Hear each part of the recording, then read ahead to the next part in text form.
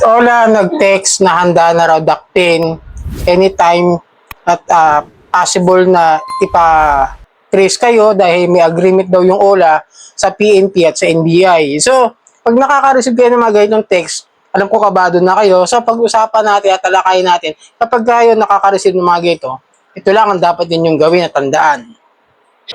Alright, welcome back mga kadyani. Muli, maglalambing lang po ako sa inyo na paki-follow po ang aking mga social media account ng Facebook, TikTok at itong aking YouTube channel. Paki-like na rin po, share at hit nyo na po yung notification bell para updated po kayo sa mga videos na ginagawa natin dito about sa Usapang Ola. So yun, itong post na ito na nakita ko na sinare do sa Ola Victims community, do sa FB, sinare niya yung kanyang na-receive na text at ipinost ito. Ang pagbayad utang, isa sa matiwasay na pamumuhay. Sa bagay, makapal naman ang mukha mo. Hindi marunong mahiya, umpisahan pagtawag at text sa pamilya mo. Hoy, kami dito, di kami nakikipagbiruan sa possible na dakpin ka na lang dahil sa pera at hindi pagbalik. Tandaan mo, may agreement si company sa PNP at NBI. Na-trace ka namin, sinasabi ko sa iyo totoo.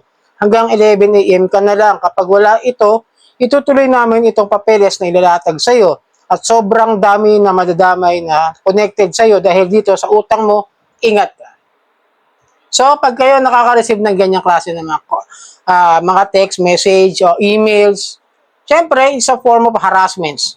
Nilabag na nila yung unfair debt collection practices na kung saan marami ang pwedeng hindi gawin doon sa mga nagpapautang. Dahil ito, ginagamit nila ang PNP at NBI. Sinasabi nila rito na meron daw silang agreement. So ano ibig sabihin nun? Meron silang parang kasosyo na PNP at NBI para sabihin at gamitin na kahit anong oras pwede kayo ipadampot. Na, di ba? Yung sinasabi niyo rito, may agreement daw eh. At natitrace daw kayo. Unang-una, dito pa lang sa pagkakabanggit niya na natitrace namin kayo, di ba nag-apply yung ng hiram? Siyempre, gagamit ng ID yan. Di ba, yung ID na ginaya may address. So, pwede niya naman puntahan nang hindi muna kayo nananakot eh. Di ba? At actually, bawal nga kayong manakot, gumamit ng mga ganito eh. Kaya, usurpation of authority, gagamitin mo, sasabihin mong connected kayo o meron kayong agreement para lang sabihin doon sa nagkaroon ng utang na pwede kayong damputin anytime. Sa anong kaso? Iba ang kaso ng pagpapautang na hindi nakapagbayad at iba yung kaso ng nangutang at sinadyang hindi magbayad gamit ang mga peking dokumento. Yun yung estapa. Pero kung wala naman kayo sinampang estapa doon sa tao at di naman napatunayan, civil case pa rin, small case. Pwede kayo, dumiretso na kayo raw, wag na kayo magpatumpik-tumpik pa. Kung ginawa nyo yung mga tamang proseso, demand letter, reminders at lahat, ginawa nyo na para masingin at hindi nagbayad. Doon nyo pwedeng gawin yan. Para naman kayong hindi professional yan eh. Sa totoo lang, no? Hindi naman hindi naman masama pumunta sa bahay ng nagkaroon ng utang sa inyo. That's yan nga yung traditional way. Pero yung sinasabi na may agreement kayo, ano kayo, ahensya ng gobyerno, saan ba kayo nakarehistro sa SEC? Ano negosyo nyo? Pagpapautang. O ano kinalaman ng PNP at NBI sa inyo? Di ba? Common sense na lang, nakakaloko kayo.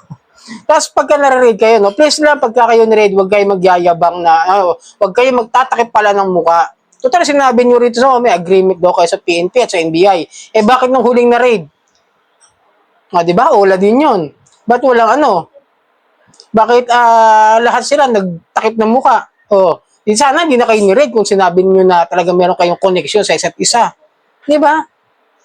Yung common sense niyo, please gamitin niyo sa utak, wag sa paa. Natatapakan niyo. Tapos sasabihin niyo pa na meron na kayong inilalatag na papeles sa kung saan man kayo nagreklamo, di ba? Actually, yung papeles na sinasabi niya, pagka once na nag-file kayo ng complaint, yung mga ola to para sa mga ola, pag nag-file kayo ng complaint, automatic na yan, magkakaroon ng search warrant o warrant of arrest kung sakasakaling napatunayan yung nagkaroon nga ng panloloko yung tao doon sa nangutang sa inyo, tapos di kayo binayaran, ginamitan kayo ng peking ID, peking dokumento, ayan, then yun na po pigilan yun. Dadakpin yan. Tapos, siyempre, magkakaroon na ng paghaharap sa korte yun. Ibang usapan na yun. Pero sasabihin nyo, tapos magkakaroon pa ng hanggang 11 a.m. para bayaran lang. Naglulukuhan na kayo. Pero may nag-file na kasi bigla kayong atras. Di ginagamit nyo lang talaga yung pananakot, yung PNP at NBI, di ba? Kung tutusin, dapat nga, nasubukan na nga kayong tayo na utangan at applyan ng PAOK eh. Tapos yun nga, napatunayan nga na talaga nangaharas kayo. Di pa rin kayo tumigil sa bagay, ganyan din kayo. Kagaya na sinabi nyo, makapalang mukha, kagayan nyo. Kapalan na lang ng mukha din sa pagtitrabaho para kumita. Alam ko nang mahirap ang buhay ngayon, pero wag naman sana sa ganitong klase ng mga profesyon na pananakot. Kasi may mga tao na mahina ang loob talaga na nangangailangan ng pera at nangangailangan umapit sa patalim sa pamamagitan ng pangungutang. Hindi naman kasi lahat ng tao may pera eh. At hindi rin lahat ng tao malakas sa loob na kaya kayong harapin. Unlike sa amin, na kaya na namin kayong harapin. Tulad ng iba na medyo may mga kinuha ng sariling buhay dahil sa takot na ginagawa ninyo, sa pananakot na ginagawa ninyo, di ba? Tapos gagamitin nyo pa itong mga PNP at NBI. Gayong hinahanap nga kayo. Tapos pag hinahanap kayo, nasaan kayo? Eh may address kayo doon sa applications nyo. Tapos pag ito sa applications nyo, Pasig ang address. Tapos pag na-read na doon sa Makati. Ay di ba doon pa lang may mga nilalabag na kayo may nilabag na kayo. Kayo nga may unang nilalabag sa batas. Doon pa lang, pamimiki na yun eh. Pero yun yung gagamitin, yung virtual address din nyo, gagamitin nyo yung kadalasang building dyan sa Pasig, yung Marco Polo. Ilang beses nang ginamit ng mga OLA yan. O meron pang naribok dyan, yung Populous.